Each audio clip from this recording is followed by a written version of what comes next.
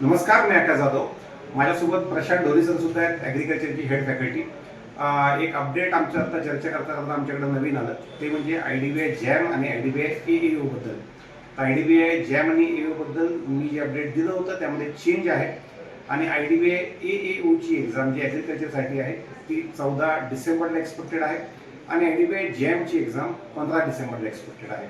तर त्यामुळं आता सध्याला नवीन पेज असा आहे की IDBI AAO आणि IBPS AFO किंवा IBPS SO मेन्स ही जी परीक्षा आहे ती एका दिवशी आलेली आहे.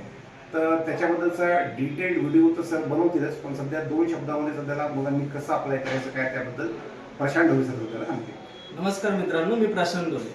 IDBI AFO म्हणजेच ॲग्रिकल्चर ऑफिसरची जी पोस्ट आहे ती 14 डिसेंबरला त्याचा पेपर आहे, आत्ताच सरांनी सांगितलं.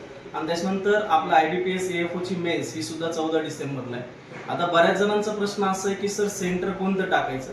तर सेंटर टाकताना ही काळजी घ्या की आपल्याला जिथं आपली मेन्स एक्झाम असेल तेच आपल्याला सेंटर द्यायचंय. फॉर एक्झाम्पल जर समजा तुमचं पुणे सेंटर असेल तर तुम्ही पुण्यालाच अप्लाय करा, जर संभाजीनगर असेल तर संभाजीनगरलाच करा.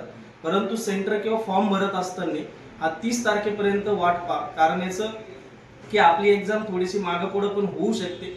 जर समजा ती मागं पुढं जर झाली किंवा आपल्या प्रीचा जो निकाल असेल तो निकाल लागल्यानंतर आपण इन आहे की आउट आहे याच्यावरती आपलं जे सेंटर असेल ते आपण डिसाईड करावं. आणि एवढीच माहिती आपल्यापर्यंत पोहोचायची होती. धन्यवाद. थँक्यू. धन्यवाद.